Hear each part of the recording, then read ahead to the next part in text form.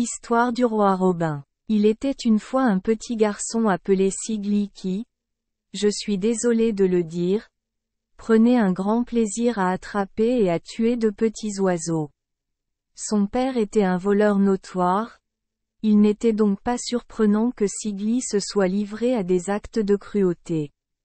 Sa mère est décédée alors qu'il avait à peine plus d'un an et il ne connaissait aucune autre relation. Dans le nord du Portugal, des bandes de voleurs fréquentaient les routes, et certains d'entre eux vivaient dans des châteaux forts et avaient une suite nombreuse de partisans. En temps de guerre, ces chefs voleurs se rangeaient du côté du roi, car une fois la guerre terminée, ils recevaient de grandes concessions de terre pour l'aide qu'ils avaient apportée aux souverains. Parfois, lorsque les rois d'Espagne voisins envahissaient le Portugal, ces voleurs se révélaient d'un grand avantage pour repousser les envahisseurs. Mais en poursuivant leur victoire, ils dépouilleraient toutes les églises du pays ennemi des idoles d'or et d'argent que les prêtres avaient fait fabriquer pour amener les paysans ignorants à faire des offrandes d'argent, de blé et d'huile, en échange pour lequel les prêtres, au nom des idoles, offraient à tous ceux qui donnaient le pardon de leurs péchés. Or, le père de Sigli avait volé à plusieurs reprises des idoles d'or et d'argent et avait assassiné quelques frères de la Sainte Inquisition, qui, à leur tour, étaient bien connus pour les mauvaises actions qu'ils avaient commises, comme brûler des chrétiens et des chrétiennes qui ils ne professaient pas et ne pouvaient pas professer la foi papiste.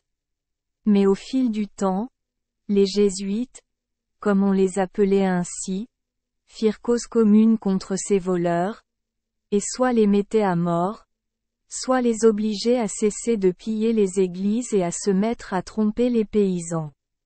Sigli, comme je l'ai déjà dit, était un garçon très cruel et il était la terreur de tous les oiseaux et de toutes les bêtes. Il leur tendait des pièges, et lorsqu'il les avait attrapés, il prenait plaisir à les tourmenter, ce qui prouvait clairement qu'il n'était ni chrétien, ni doté d'aucun raffinement. Mais il prenait plus de plaisir à attraper des rouges-gorges qu'à toute autre chose, et il utilisait pour cela de la glu. Il en avait capturé et tué tellement que le roi Robin du Birdland lança enfin des invitations à tous ses sujets à plumes et aux bêtes des champs, les invitant à une réunion au cours de laquelle ils pourraient discuter du meilleur moyen de mettre Sigli à mort, ou de le punir. Lui d'une autre manière, pour la cruauté dont il était coupable envers eux. Parmi ceux qui acceptèrent l'invitation se trouvait un vieux renard, le premier des renards, et quand vint son tour de parler, il dit que comme Sigli aimait tant attraper les rouges-gorges avec de la glu, Monsieur Renard, je proposerai d'attraper Sigli de la même manière. Et une fois attrapé, il pourrait discuter de la manière dont il devrait le punir, soit en le picorant et en le mordant, soit en le faisant manger par les loups.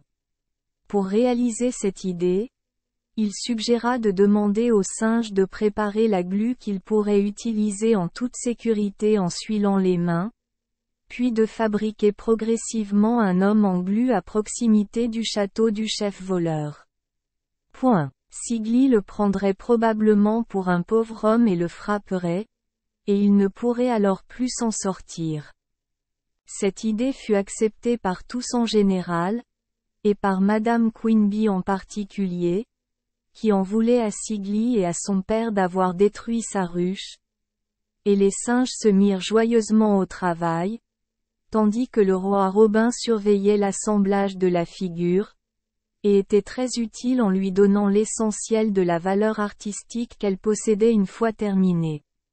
La fabrication dura une nuit entière, et le lendemain matin, presque en face du château, se dressait la silhouette en gluant de la taille d'un homme.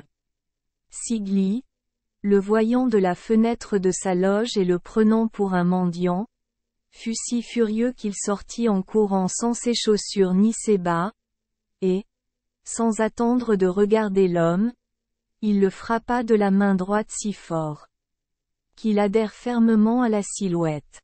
Lâchez prise, cria-t-il, ou je vous donne un coup de pied. Et comme le personnage ne lâchait pas, il lui donna un coup de pied, de sorte que son pied resta collé. Lâche mon pied, s'écria-t-il, ou je te donne un coup de pied avec l'autre. Et ce faisant, ses deux jambes y étaient collées.